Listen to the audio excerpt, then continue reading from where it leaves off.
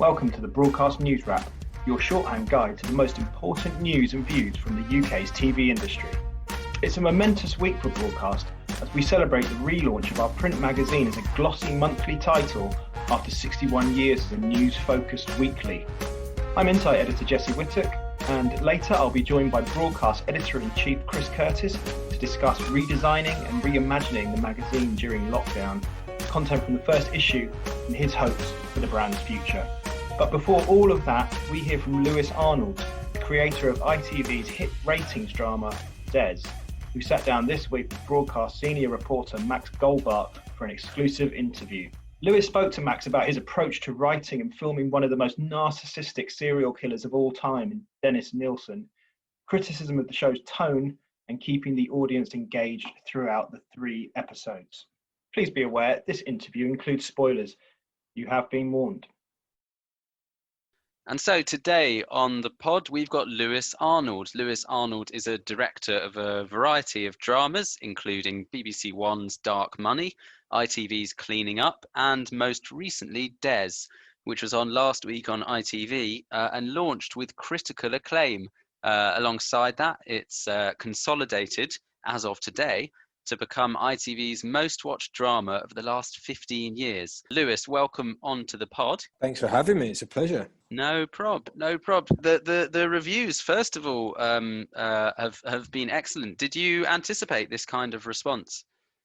No, I mean, I don't think you can ever, you can wish and dream, but I don't think you can ever quite anticipate whether a show's going to sort of engage with the public in the way I think this feels like it has. The shows I think are going to do well sometimes never do very well, and then the shows I think are destined to fail, do well. You just never know, essentially. So it's been a lovely surprise, and I think we've all kind of been quite grateful for the conversation that's happened between viewers and for the way it's been picked up and championed as well by certain critics and certain podcasts. And we feel incredibly lucky that it's kind of it sort of seems to have captured an audience in such an excited and interested way.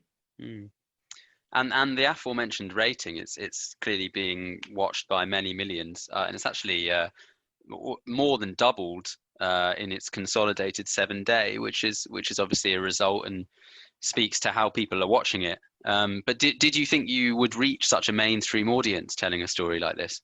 I mean, not to the level possibly that it has, and the figures we got today, we're all slightly shocked by and equally pleased, but I think we knew it would get an audience. I think we knew there was an interest there because we ourselves were interested in it.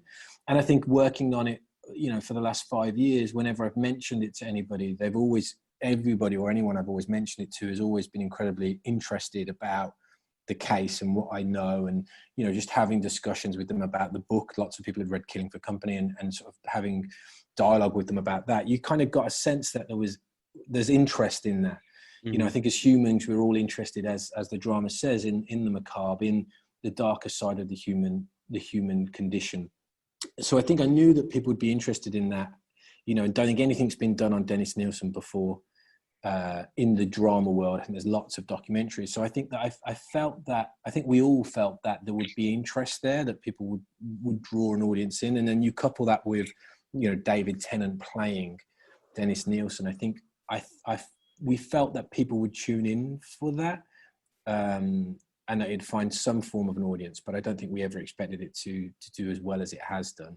You can never prepare for that, really.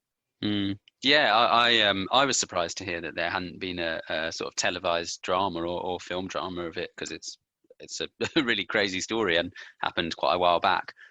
Which part of it do you think has resonated the most with audiences? All of it, really. I think there's so much of it that's quite fascinating from an audience point of view in terms of the case itself. But I think him as a person is what's really drew people in. That's where a lot of the conversation is based. The observation of narcissism in a serial killer, one such as Dennis Nilsen. And I think he's often a contradiction of himself. On one hand, he talks about having apathy and feeling remorse for his actions. And then in the same conversation, and in the same letter, often when you read the letters he wrote to Brian Masters, he then will turn around and start talking about how he's not guilty until proven innocent in a court, because that is the system that we are in. But the two things are a contradiction. You can't say on one hand that you feel this remorse and that you should be punished, and then on the other hand say that you are innocent until proven guilty in a court of law. So I think that the idea of Nielsen himself, not so much the sort of the how and the bigger, the how he did it and why, but I think the observation as him as a man post arrest, are fascinating in some ways. That coupled with, I think, the police failings, in terms of the grander failing all of the victims in many ways, because as a society we just didn't know. And then the most unique element, I think, of the case, well, there's two unique elements of the case. The first is that it's a murder investigation in reverse. So whilst you have, you find a body, but then you find the killer straight away, and the actual storyline narrative projection is about finding the victims, finding the names of the victims, which is the reverse of most common true crime dramas, where you find a victim or a body and then you're trying to identify the murderer. And then the other most interesting, or the most not interesting, but one of the most unique elements of this case, the real life case, was that Brian Masters started meeting and interviewing Dennis whilst he was still on remand. So I think those two elements make it quite a unique story in some ways, and are parts of the conversation, because it's such an unusual case and there are so many unusual components that come with that.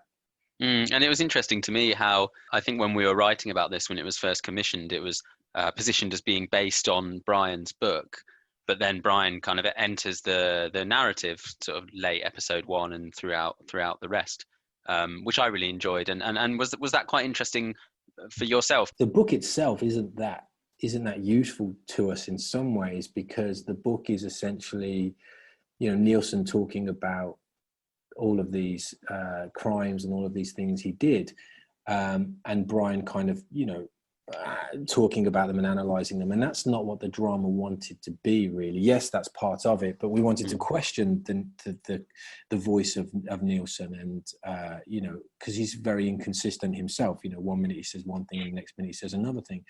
But what was more interesting for me and Luke personally, I think, was the idea of Brian coming face to face with this man and having, as like Peter J in many ways, having to get beyond the presentation. So from what you learn about Nielsen, this is a man that, made everyone call him Des. Everybody said that he was this kindly, as he was phrased at the time, the kindly killer. It just doesn't make sense to me that, there was this thing that where the job centre, when they went down there, which is in the drama very offhand, but when they went to the job centre to search his desk, the staff there wouldn't let the police do it because they couldn't believe that Dennis had committed these crimes. And I think there was an element of the idea of Brian and Peter J trying to get beyond the facade of Nielsen, and ask the question and pose the question of, was Des like a pseudonym? Was it something he created to sort of project? And what was really useful from the book was Nielsen's own words. So he wrote lots of letters to Nielsen, and when you read the book, you'll see lots of the letters, and lots of what he says in the letters we've used and put in the mouth of David as Dennis, to verbalize his thought process, basically. And that's where the book was really useful in helping us capture Nielsen's voice and the things that he was thinking and saying at the time. But from the point of view of Brian, for me, you had to bring Brian to the screen, because the idea of somebody going through the process of writing a book and meeting a serial killer, especially someone who came from the world of writing about French aristocracy. There's been a little bit of, I don't know if you describe it as criticism or controversy. I know there have been a few complaints to Ofcom, for example, around the kind of almost comical nature of the way that Dennis, played by David Tennant, behaves, and how that works with the obviously incredibly dark nature of what the story is telling. How would you respond to some of that criticism? Quite easily, actually, in terms of everything we did, one, we weren't trying to be funny and we weren't trying to make the audience laugh, but these are things that Nielsen said. So all we're doing is presenting, and I can tell you now, there's a scene we cut that I found very interesting because of where it came in the story, which was a story that Steve McCusker told us, which was that, one time during the interview stages of Hornsey Police Station, they took him to the toilet, or Steve took him to the toilet, and he was smoking, and he came out of the cubicle and he said, "Do you mind if I flush this," in relation to the cigarette butt? And Steve said, "Yeah, of course you can." And he said, "Sorry, I had to ask. Last time I flushed something down the toilet, I ended up here." Mm-hmm. And I think, yes, that's quite a mad sort of, some people might say, humorous, cold thing to say. And we filmed the scene and we did it, and we took it out for various reasons, but we've kept lots of them in, the comment about the tie, and not having a tie because they're all in police evidence. Brian Masters we were told a lot of things he said, and we presented them because I think it says a lot about him more than it does us in the film or the piece of work. It says a lot about him, that he could be that outside of what he did. So I don't think we were trying to jar the audience or make them laugh, or what we were trying to do was present a picture of this man as seen through the eyes of the people that were there. So when you hear those things, you hear them through Peter J. The stop count line is a famous line that he said in that meeting that you can read in the transcripts, that he never did a stop check. Those things, like, I think it would have been wrong for us to edit them out because we were worried about how people might react to them. When you're dealing with these kind of people, I think we would have been doing a disservice to the people affected by him to edit Nielsen in some ways, because actually by putting those comments in, you're showing how cold he was. And I think it was really important for us to do that and not to edit the truth. And hopefully it creates it's good in some ways that people do complain, because it should feel awkward and it should feel uneasy, because that's the reality of what he was saying at the time in relation to what he did. And, I've never laughed whenever we've watched it or whenever I've been developing it. I find all those moments quite hard to watch and make me question and challenge him as an individual. Which I think is what we're aiming for, really. Yeah, and many of us have seen the comparisons, the real Nielsen videos, and he's almost scarily accurate, isn't it? In how David's really pinned that down. And in terms of your role as a director, how do you go about making a true crime drama dramatic, given that people are very aware of the outcome and there is minimal or almost zero interaction between Dennis Nielsen and his victims? Good question. I suppose in terms of the drama, I suppose the drama is never in. Well, I mean, some people. I mean, I've seen lots of true crime things where I haven't Googled, the outcome, and so you do kind of watch, and you kind of have a feeling that justice will sort of maybe be served in the end, but how you get there you don't know, and the journey of getting there is what's dramatic and what's interesting. But I think with this, I think it's the questions it posed. For example, the trial, which we brought in. Kelly Jones wrote, and we outlined as a team, and there were the big things that excited us there, and Kelly and Luke there was the idea that actually and we kind of create this scene at the very start of the episode where Brian Masters kind of does the thing where he talks about the fact that whether he's mad or whether he's insane or not insane, so whether he's going to be prosecuted for manslaughter or for murder, all hangs on the idea of did he plan the murders? Was it premeditated? Was he in a state of mind when he killed them? And the argument that Brian says is, this is a man that could cut up bodies, could boil heads, whilst eating his breakfast and going to work and coming back. So in a way, there is an element of madness there, but at the same time, he was a calculated man who went to bars, found out about the victims, before killing them. So there was also a very not in the moment, but planned and premeditated nature to the murders. So I think that the fact that you've got an end episode where you might know that he's going to be proved guilty, but you as an audience can challenge that. Well, actually, yeah, was he mad? Wasn't he mad? And you might watch the drama next to someone who has a different opinion than you. You might be like, he's totally mad. He's totally, that doesn't mean he's any less guilty of the crimes from an audience perspective, but it does matter in a court of law where if you premeditate, then you're guilty, and if you didn't, you get a different sentence. So I think there was that, which was regardless whether we went to jail or not, there was various questions that we could pose with the audience and leave with the audience.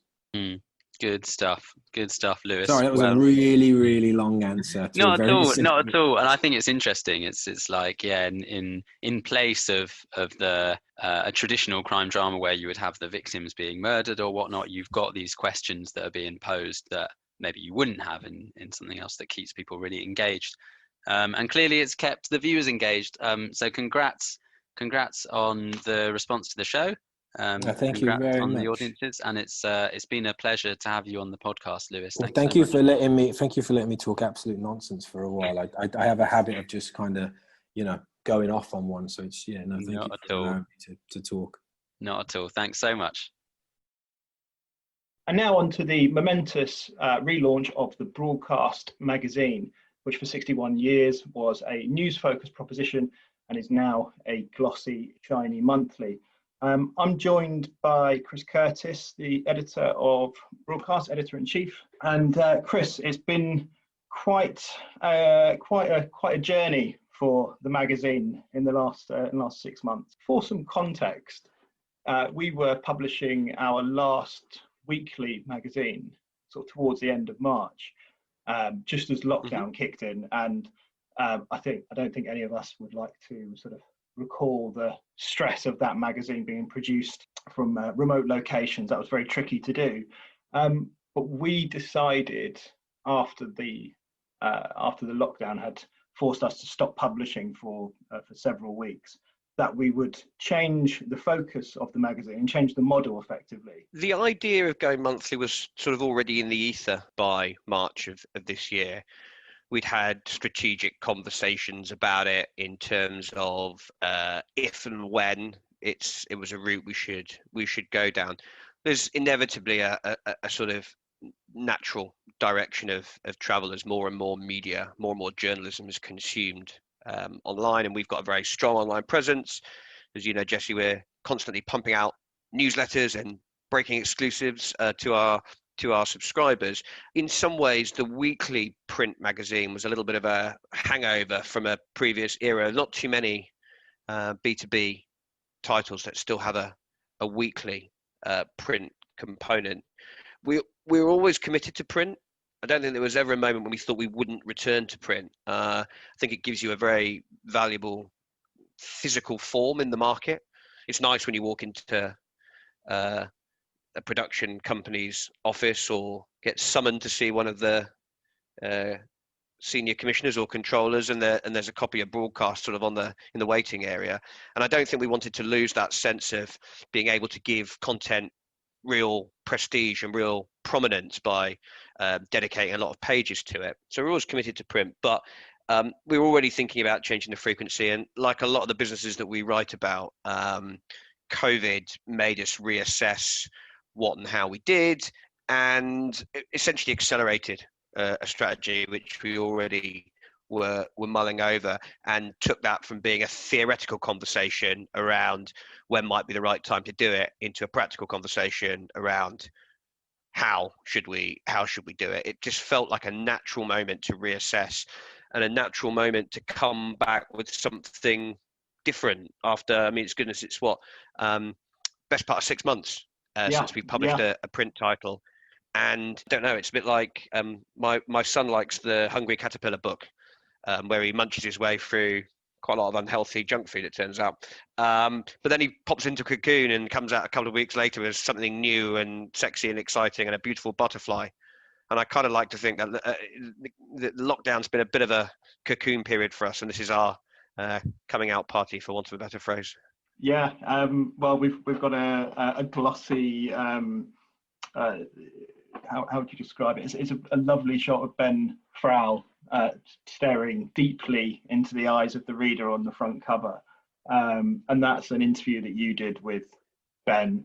And that piece to me sort of sums up where we're trying to go with the content that we're producing for the new magazine. So I suppose the proposition has broadly changed from something that was more focused on news stories at the front of the book to more sort of in-depth pieces, I guess, giving pieces more space to work in. And the Ben piece is a really good insight into the mind of one of the more maverick controllers in the UK TV space. His words, not mine. And we've dedicated money to photography, hence that lovely shot of Ben staring into the ether. For sure. I mean, I think that, we're fundamentally committed to news, and we intend to break lots of stories online and keep our subscribers up to date with what's going on. I think what a monthly allows you to do is to have a sort of counterpart to that, where you've got a bit more time for a bit more considered analysis. And the challenge for our team is to add genuine insight, for the journalists to up their game, to up their ambition, and to try and sort of dig beyond the headlines a little bit, to provide context and illuminate the kind of issues that the industry is talking about. I mean, it also gives us a chance to make something more beautiful, frankly. And one of the kind messages we had on Twitter suggested that the relaunch broadcast and Ben Frau looked like GQ, which I'm sure Ben will be. He'll be very pleased. Be pleased about. But I mean, we want something that's more beautiful, that's more aspirational as a product, but is more ambitious in terms of its written content, with greater depth, greater insight, greater analysis. And that's a challenge, and we won't get it right every single time, and we're striving to do so. And it's a learning curve for the journalists. Most of the journalists that we employ haven't worked on monthlies before, and we have quite a strong news tradition on broadcast, and we're not moving away from that, but hopefully it'll be an opportunity for people to maintain their skills in that area and then develop in other areas. We've got lots of good pieces in this issue. We've got a lovely In Conversation piece where Dan Reed and Norma Percy, who are as you know, two outstanding filmmakers who share some similarities but are different in many ways in terms of the subjects they tackle and their sort of filming styles.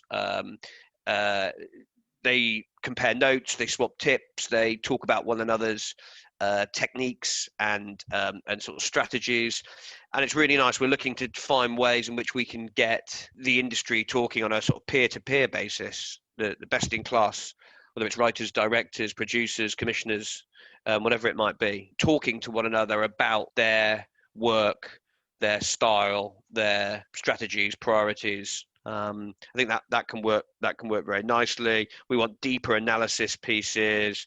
We want big name interviews, but big name interviews which do a job. And then we want to have a bit of fun and excitement and a bit of glamour in there as well, if at all possible. So our job in the coming months is going to be to keep those ambitions really high. If people listening have got ideas for things that we should be exploring, people they'd like to see featured, or topical themes that they'd like us to see explore, then we're all ears. We're scoping out the next few months right now, and it's liberating to be, to a certain extent, to be free of the sort of constraints of a weekly magazine production cycle, and hopefully we'll be able to use that extra thinking time to create content which really delivers extra value. And I should say at this point, a huge amount of credit needs to go to the team who went through that sort of early development of what the new magazine looks like. So that's obviously, Chris, you've spent many hours with many different members of the broadcast team on Zoom calls, designing, shaping, creating the look, creating the feel of what the magazine would look like. I think we have to name check Charlotte Cripps, our art designer, who's done an incredible job of putting together something which looks really unique, but kind of very classic and quite classy, I think. Charlotte spent more hours on virtual calls with me than any human being should have to suffer. And a lot of blood, sweat, and socially distanced tears have kind of gone into it. I think some of us are quite old-fashioned and used to seeing designs printed out on A3 paper and marking up proofs with a red pen and asking to see things slightly smaller or larger, or we've been talking about leading and kerning, which are very sort of geeky journalistic terms about the space between lines and the gaps between letters, and all choosing fonts and all sorts of things like that, which has been both incredibly exciting and because we're starting from scratch, and so therefore very invigorating, but also challenging and difficult, and with that exacerbated by the fact that we've been doing it on calls between Wood Green and North East London and Chislehurst, southeast of London, and not sat across from one another making each other cups of tea and bringing in the biscuits. So it's been a challenge, but yeah, Charlotte's done an excellent job. Dom Needham, our production editor, has been a force in terms of pushing it all through. The work that you've done in terms of conceiving these pieces, helping shape them with the team, and everyone's really contributed. I'm very proud of the work that's gone into it. It's not been an easy thing to do, all the while keeping our online operations going and breaking some great stories along the way. But what I'm hoping is that the relaunch of Broadcast this week will sort of reaffirm our standing in the industry. Next up, Chris, we're going to move on to something that's arguably as momentous as a magazine relaunch, which is what we've been watching this week. And Chris, I've been watching the second season of Netflix's crime drama Criminal. I'll say there's two things about it. There's on the production side, it's a very interesting model. It's Netflix doing some interesting stuff in that there are various different versions of Criminal produced around the world. The other versions, they're foreign language, are they? The German versions in German and the French version. And can we access those on British Netflix? Can I watch them with subtitles? That is a very good question. I believe you can. I think you might have to do some searching, but I believe they should be out there on the interface. In theory, Netflix owns the rights to all those shows and all the copyright. So I guess that content should be available. And do the police officers change each episode as well? So that they're a set group. Right. And they're sort of. So they're recurring characters. The cops are recurring, and then the guest stars are the baddies or the people accused of being baddies. Correct. Exactly. And are they invariably baddies? Or is there a question mark over their guilt or not? There tends to be a mix of different scenarios. So some people have come in to give evidence or to help out with a case. Some people are clearly being accused of certain crimes. Right. Okay. And each episode have run times of between sort of 50 and 80 minutes. Will develop in certain ways, and there'll always be some sort of dramatic twist outcome, really.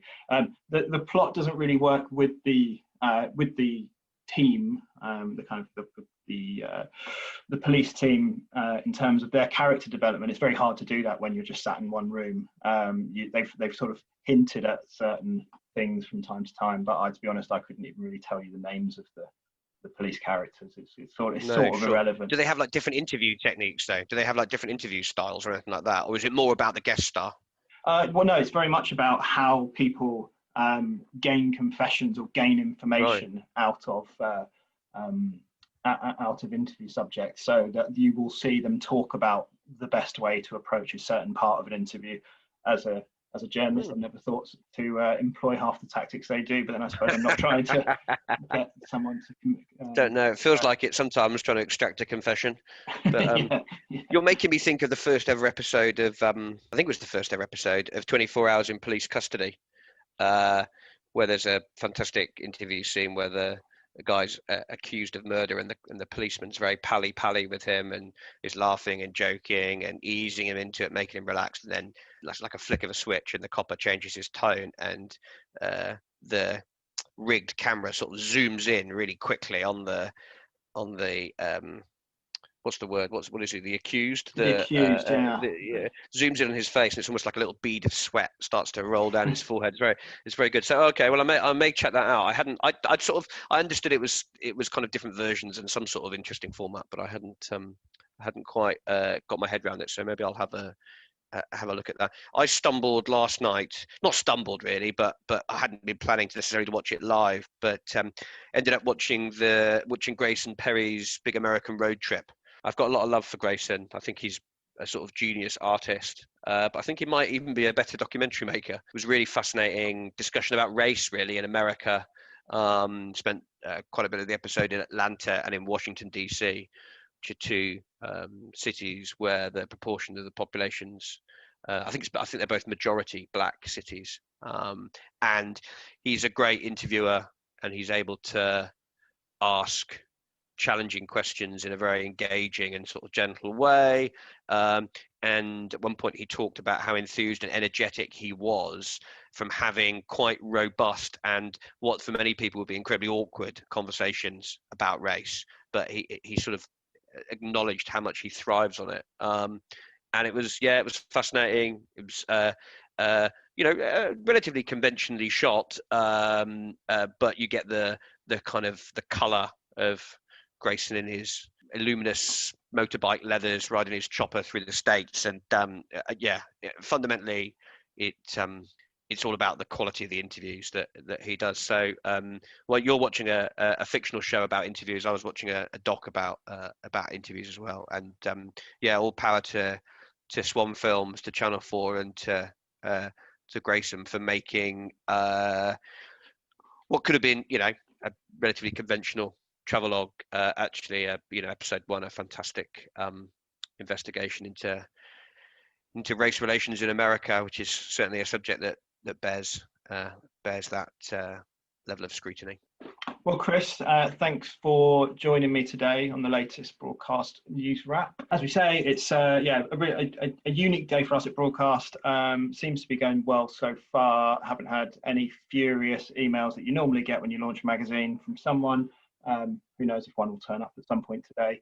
But so far, you've jinxed it now, Jesse. You've jinxed it. I really have. I'm such a pessimist. But broadly so far, the feedback has been really, really brilliant, and it's very fulfilling. One of the few times as a journalist, you get to sort of step forward slightly, isn't it? We're not supposed to be the story, and I suppose today we are, which is nice for once.